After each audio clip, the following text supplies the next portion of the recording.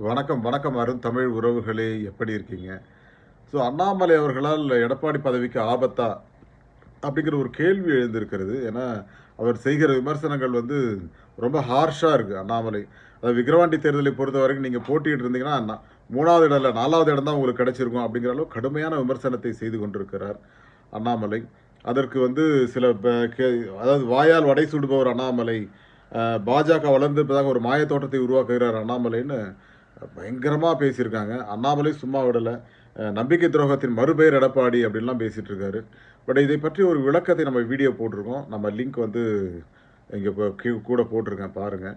அதேபோல சசிகலா அவர்களுடைய எதிர்காலம், சசிகலா அவர்கள் எடுத்த முடிவினால் அதிமுகவில் ஏதாவது பிரச்சனைகள் வரப்போகிறதா அப்படிங்கிற ஒரு செய்தியும் இருக்கு. அதை பற்றி விரிவாக பார்த்திருக்கிறோம் இங்க. அதெல்லாம் பார்த்துட்டு உங்கள் கருத்துக்களை பதிவிடுங்கள். அதேபோல் நம்ம சேனலை லைக் பண்ணுங்க, சப்போர்ட் பண்ணுங்க, சப்ஸ்கிரைப் பண்ணுங்க. மீண்டும் சந்திப்போம். Thank you.